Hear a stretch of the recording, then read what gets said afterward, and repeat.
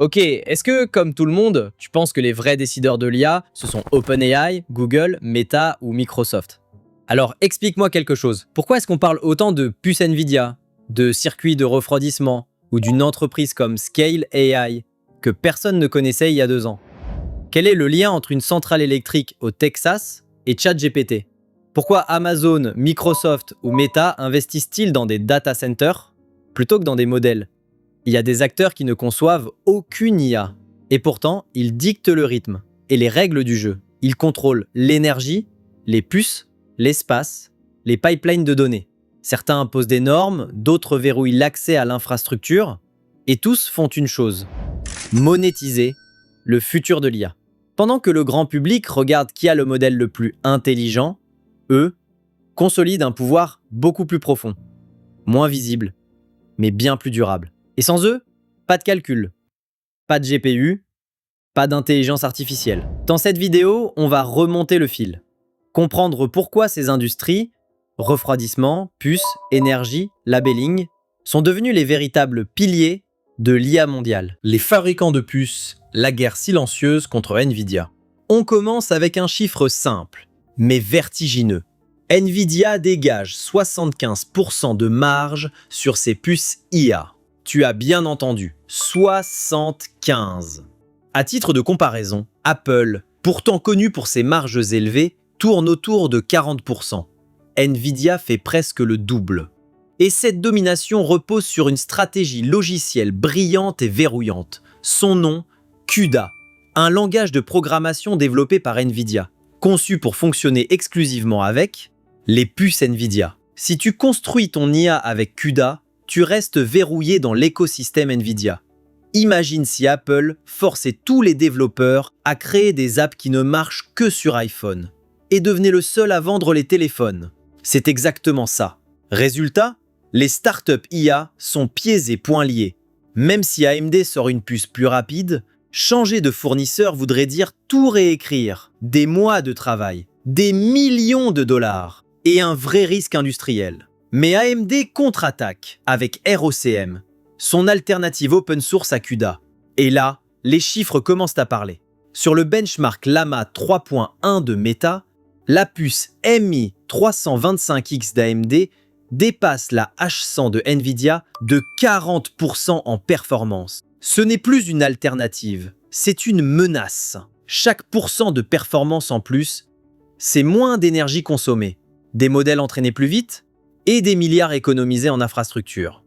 En parallèle, des startups comme Grok adoptent une autre approche. Créer des puces dédiées uniquement à l'inférence, pas à l'entraînement, avec un seul objectif: aller 10 fois plus vite que Nvidia. L'enjeu est colossal. Le marché des puces IA devrait atteindre 154 milliards de dollars d'ici 2030. Et aujourd'hui, Nvidia en contrôle encore 3/4. Mais ce monopole commence à se fissurer. Parce que la guerre n'est plus seulement une question. Elle se joue aussi sur un terrain plus discret, celui des outils, des standards, des écosystèmes. Et pour que ces puces tournent à pleine vitesse, il faut résoudre un autre problème: la chaleur. C'est là qu'interviennent les acteurs de la deuxième industrie. La crise du refroidissement quand l'IA fait fondre l'infrastructure. Il y a un détail que Nvidia ne met jamais en avant dans ses keynotes. Sa puce H100 consomme 700 watts, l'équivalent d'un micro-ondes, qui tourne en continu. Multiplie ça par 1000 puces dans un seul data center et tu obtiens 700 kW, de quoi alimenter 500 maisons, jour et nuit. Et toute cette énergie ne disparaît pas, elle se transforme en chaleur, beaucoup de chaleur. En 2 ans, la densité de puissance dans les racks a doublé, de 8 à 17 kW.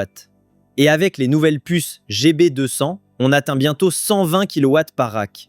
Résultat, les data centers traditionnels ne tiennent plus la charge. Ils surchauffent, ils s'arrêtent, ils doivent être repensés de fond en comble. C'est ici qu'intervient une industrie peu visible, mais devenue vitale: le refroidissement haute performance. HPE vient de lancer le premier système de refroidissement liquide 100% sans ventilateur conçu pour l'IA. Résultat, 20% de performance en plus par kilowatt et 87% de réduction des émissions carbone. Mais même ça ne suffit plus. Les entreprises testent désormais une autre solution radicale: le refroidissement par immersion. des serveurs entiers plongés dans des bains de liquide refroidissant. Plus le ventilateur, plus d'air, seulement des fluides techniques et des performances maximisées. Mais derrière cette innovation se cache un autre coût, moins visible, mais critique. L'eau.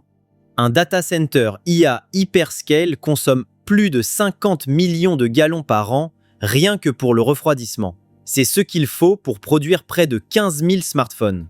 Et cette eau, elle s'évapore. Elle ne peut pas être réutilisée. D'ici 2027, on estime que les data centers IA pourraient consommer jusqu'à 1,7 trillion de gallons d'eau potable. Meta a déjà dû annuler plusieurs projets et repenser toute son architecture autour de cette contrainte thermique. Et quand refroidir ne suffit plus, la question devient évidente, où trouver l'énergie pour suivre? Microsoft vient d'investir 1,6 milliard de dollars, pas dans un nouveau modèle d'IA, mais dans la remise en service d'un réacteur nucléaire à 3 Mile Island aux États-Unis. Objectif?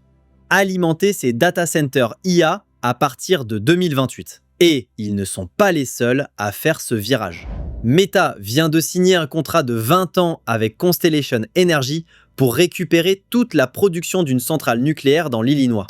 1,1 gigawatt, de quoi alimenter 1 million de foyers. Amazon, de son côté, investit dans X-Energy, une entreprise qui développe des mini-réacteurs modulaires. Google s'associe avec Kairos Power pour en construire 7 d'ici 2035. Pourquoi cette ruée vers le nucléaire? Les chiffres sont clairs. Et ils font peur. Entre 2025 et 2028, les data centers américains devraient consommer 65 gigawatts.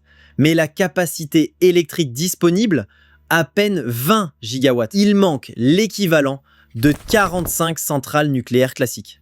Rien que pour suivre la montée en puissance de l'IA. Et ce n'est qu'un début. Selon Schneider Electric, la consommation énergétique de l'IA va passer de 100 TWh en 2025 à 880 TWh en 2030, multiplié par 9 en 5 ans. 880 TWh, c'est plus que la consommation électrique de toute l'Allemagne. Les géants de la tech n'ont plus le choix, ils deviennent des producteurs d'énergie. Amazon teste des data centers alimentés à l'hydrogène. Google investit dans la géothermie avec Fervo Energy. Microsoft parie même sur la fusion nucléaire avec Helion. Mais il y a un problème.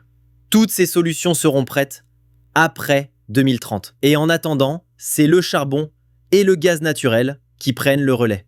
Des centrales fossiles qui devaient fermer restent ouvertes pour alimenter ChatGPT. Pire, de nouvelles centrales à gaz sont construites, spécialement pour soutenir l'IA. L'ironie? Les mêmes entreprises qui affichent leur objectif de neutralité carbone sont aujourd'hui à l'origine d'une hausse massive des émissions. Et derrière cette tension énergétique, un autre acteur entre en scène.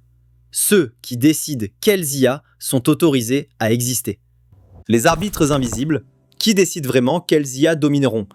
Tu penses que GPT-4 est au-dessus de Claude ou Gemini parce qu'il est objectivement meilleur? C'est plus compliqué que ça. Aujourd'hui, certaines entreprises évaluent les modèles d'IA et leurs résultats influencent des milliards d'investissements. Le nom à retenir? Scale AI. Leur laboratoire SEAL, pour Safety, Evaluation and Alignment Lab, publie des classements qui déterminent quels modèles sont les meilleurs, et ces classements sont devenus la référence de toute l'industrie. Le détail important, leurs jeux de test sont privés, personne ne sait ce qu'ils contiennent. Aucune entreprise ne peut s'y préparer à l'avance. Contrairement aux benchmarks publics, souvent manipulables, les résultats de Scale sont considérés comme neutres, crédibles et définitifs. OpenAI, Google, Meta, Anthropic, Microsoft, tous soumettent leurs modèles à Scale AI, et les investisseurs s'y fient pour décider où placer leur argent. Mais Scale ne s'arrête pas là.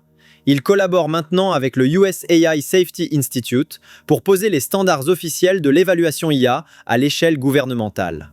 Autrement dit, une entreprise privée devient l'arbitre mondial de ce qu'est une bonne IA, et ce pouvoir, il le monétise.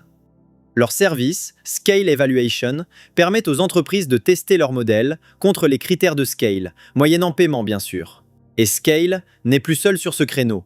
D'autres comme Valse AI créent aussi des benchmarks privés. L'enjeu, contrôler la définition même de l'intelligence. Et cette influence dépasse largement le monde civil. Scale développe aussi des modèles militaires, comme leur Defense Llama. Il fixe les règles, quelles capacités une IA militaire doit avoir, quelles questions elle peut traiter, quelles réponses sont acceptables. Scale AI n'est plus un simple fournisseur, c'est devenu le gardien des standards, de l'IA mondiale. L'écosystème caché, pourquoi ces 4 acteurs contrôlent vraiment l'IA? Ce qu'on vient de voir, ce ne sont pas des anecdotes. C'est la structure invisible qui rend l'IA possible aujourd'hui et demain. Les fabricants de puces redessinent l'équilibre de puissance autour de CUDA. Les entreprises de refroidissement réinventent l'architecture des data centers. Les géants de la tech deviennent producteurs d'énergie pour rester dans la course. Et Scale AI pose en silence les règles du jeu. Ensemble, ces 4 industries forment un écosystème critique, un levier colossal qui dépasse les modèles eux-mêmes.